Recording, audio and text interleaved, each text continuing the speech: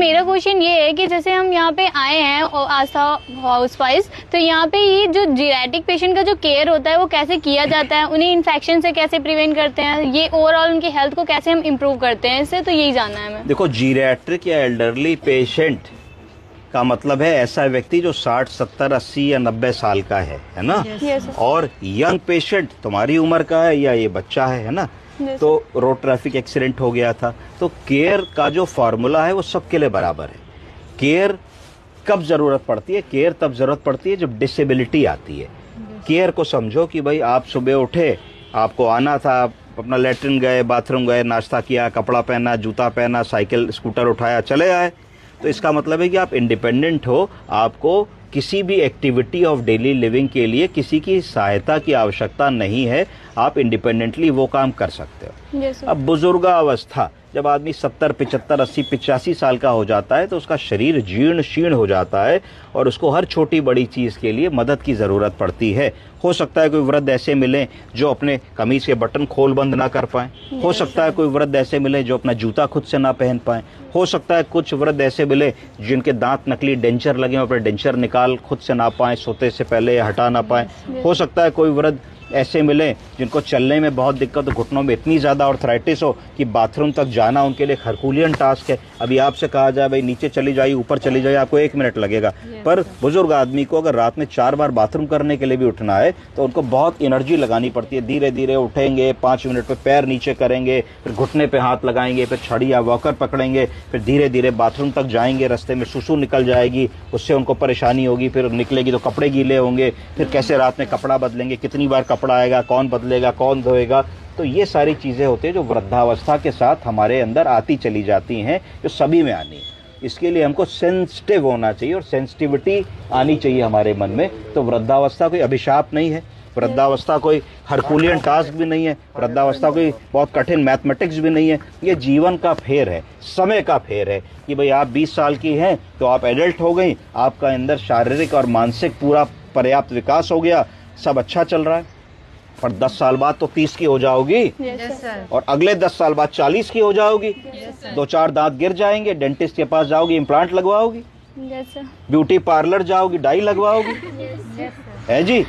तो झुर्रियाँ आ जाएंगी तो डर्मेटोलॉजिस्ट के पास जाओगी, कोई डॉक्टर साहब ये क्या हो रहा है देख लीजिए। हाँ जी। किडनी में स्टोन आएगा तो यूरोलॉजिस्ट के पास जाओगी, पत्थर निकलवाओगी। गाल ब्लैडर में स्टोन आएगा तो वो निकलवाओगी। Yes, sir. घुटना बिगड़ेगा तो नया घुटना लगवाने भागोगी। तो ये जीवन है। तो जीवन में हम लोग प्रतिदिन अपने जीवन को खर्च कर रहे हैं। क्या कर रहे हैं? खर्च कर रहे हैं। आप खर्च कर रहे हैं कि आपने 4 साल की बीएससी नर्सिंग में 4 साल खर्च कर दिए, इस लालच में खर्च किए कि एक कागज मिलेगा जिसमें डिग्री लिखी होगी, उस डिग्री से आपकी जीविका चलेगी। Yes, sir. अब डिग्री और नौकरी मिलने के बाद आप 30-35 साल किसी संस्था के लिए खर्च करेंगे जिसके एवज में आपका घर चलेगा और संस्था चलेगी। ये चीज हुई कि ये मैकेनिज्म है।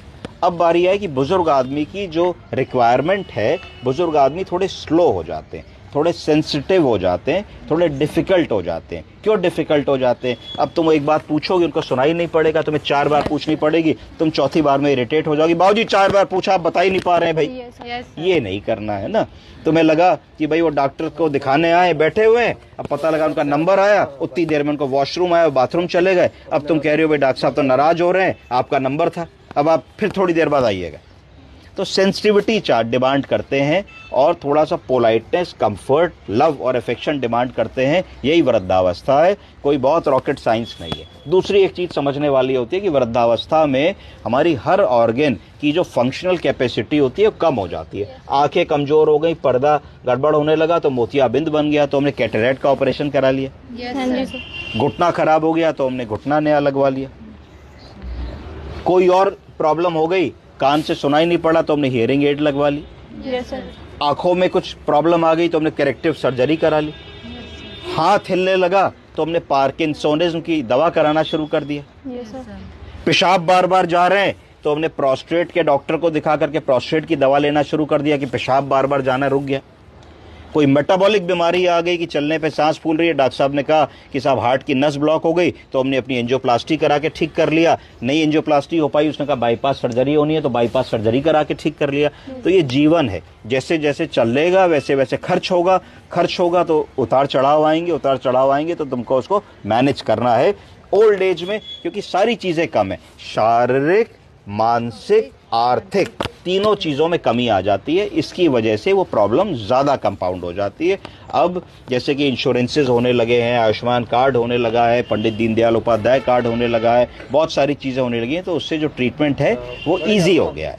ठीक है, इनको क्या हुआ था? इसको सर ये गए थे तिलक में गए थे, वहाँ से आ रहे थे। हाँ, एक मोड़ थी ऐसे, हाँ, फिर यूं उठो। हाँ, उस पे नहीं मोड़ पाया, आगे 10-12 फुट खंती गए थे। हाँ, उसी में 4 लोग बैठे थे। हाँ, उसी में ले जाके मोटरसाइकिल से 4 कम उम्र के बच्चे बिना हेलमेट के बाइकिंग कर रहे थे। तो देखिए, 2 चीजें जो हम लोग हमेशा कहते हैं कि बिना हेलमेट के ना चलो, गड़बड़ हुआ। मोटरसाइकिल पे 2-3 से ज्यादा ना बैठो, गड़बड़ हुआ 4।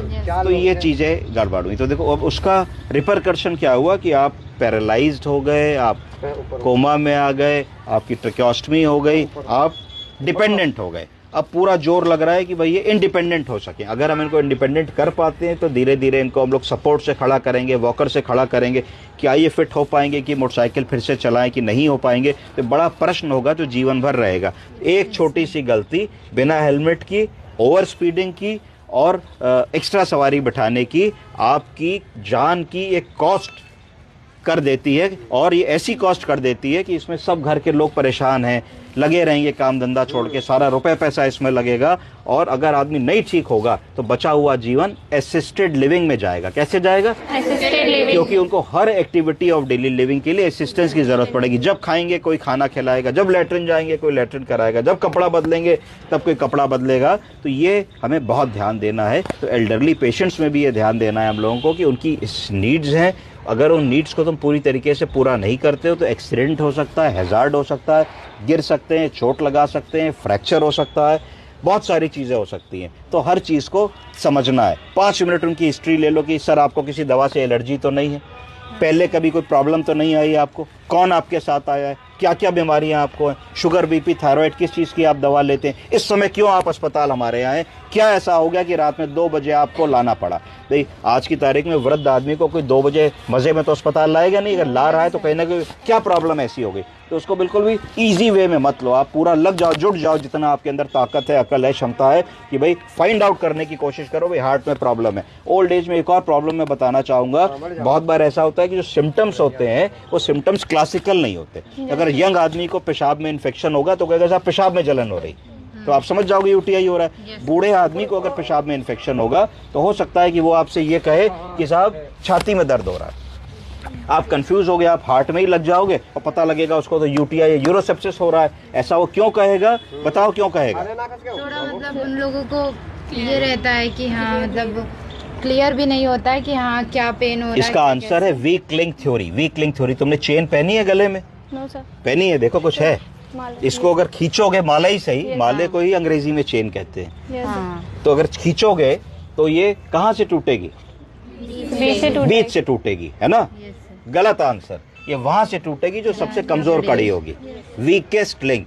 तो वृद्ध लोगों में अगर वो हार्ट का मरीज है तो उसका वीकेस्ट लिंक हार्ट है, अगर वो न्यूरोलॉजी का मरीज है, पार्किंसन डिमेंशिया का, तो उसका वीकेस्ट लिंक ब्रेन और डिमेंशिया है, अगर वो प्रोस्टेट का मरीज है तो उसका वीकेस्ट लिंक प्रोस्टेट है। तो जब भी कोई बीमारी आएगी तो सबसे पहले वो आपको ये बात बताएगा जो उसके वीकेस्ट लिंक की तरफ जाती होगी। तो हमेशा ये भी ध्यान रखना है हम लोग को, तब हम किसी डायग्नोसिस पे या किसी फाइनल कंक्लूजन में पहुंचे। समझ गए? Thank you. तो पहले से भी मतलब कुछ चीज़ें हैं जो हम अवॉइड या कुछ चीज़ें डेली रूटीन में ला सकते हैं जिससे हम प्रिवेंट कर सकें अपने मतलब आगे आने वाली इसको कहना है हेल्दी एजिंग। क्या होता है हेल्दी एजिंग? का मतलब है कि संतुलित भोजन करो, व्यायाम करो, वर्जिश करो, कम से कम 8 से 9 घंटे की बढ़िया नींद निकालो, मोबाइल, इंटरनेट, चैटिंग, व्हाट्सएप को अपने जीवन पे हावी मत होने दो। अपने माँ बाप को, दादी बाबा को प्रतिदिन कम से कम 30 मिनट का समय दो चाहे खाना एक टाइम का छोड़ दो, पर उनके साथ 10 मिनट बैठ करके दिन में क्या हुआ, कल क्या होना, इसके बारे में चीज़ों को शेयर करना बहुत ज़रूरी है। एक अच्छे इंडिविजुअल बनो, ऑनेस्ट इंडिविजुअल बनो, पढ़ाई लिखाई पे ध्यान दो, अपने दिमाग में बेस्ट अचीव करने का टारगेट रखो। जब ये सब तुम करोगे तो एक हेल्दी एजिंग आएगी। अब आजकल के बच्चे कैसे हैं, देर से सोएंगे और बहाना बताएंगे कि साहब वो 2 बजे तक हमारी शिफ्ट होती है, हमें ज़्यादा काम करना पड़ता है, देर से उठेंगे, घर का खाना नहीं खाएंगे, बाहर का खाना ही रोज़ मंगा करके खाना है, फास्ट फूड खाना है उनको। कभी कह दो कि भाई चलो पार्क में जाके कसरत करो, एक्सरसाइज करो, लटक आओ, दौड़ाओ, तो साहब कोई नहीं करेगा। तुम में से कितने लोग हैं जो पार्क में दौड़ते हैं, है ना? कोई नहीं होगा, तो बहुत है, कम होगा, है ना? तो ये जो चीज़ें हैं, ये चीज़ मुश्किल होती है। जैसे जैसे लाइफ में आगे बढ़ोगे, शादी होगी, ब्याह होगा, बच्चे होंगे, वेट गेन करने लगोगे, वेट गेन करने लगोगे तो ओबेसिटी की तरफ चले जाओगे, ओबेसिटी की तरफ चले जाओगे तो फिर अपने हाथ में नहीं रहेगा। आदमी को लगता है अरे 1 किलो तो वजन बढ़ा 1 साल में, पर वो ये नहीं सोचता कि 20 साल में 20 किलो बढ़ जाएगा। अभी 20 की हो और 53 किलो की हो, तो जब 40 की होगी तो 53 और 20 जुड़ने से कितना हो जाएगा, 73 हो जाएगा ना, ओबेस हो गई। तो ये चीज़ है। तो इन चीज़ों को तो मॉडिफिकेशन, कभी भी कोई ऐसा मॉडिफिकेशन एक दिन में नहीं हो सकता कि 1 डे में कर दें। इसके लिए पूरी योजना होनी चाहिए, एक थॉट प्रोसेस होनी चाहिए, और लाइफ को आपको कैसे प्रॉपरली इम्प्लीमेंट करना है, इसके पास आपके पास एक फ्लो चार्ट होना चाहिए। उस हिसाब से चलोगे तो ये चीज़ें बेटर रहेंगी। ठीक, ऑल राइट, थैंक यू।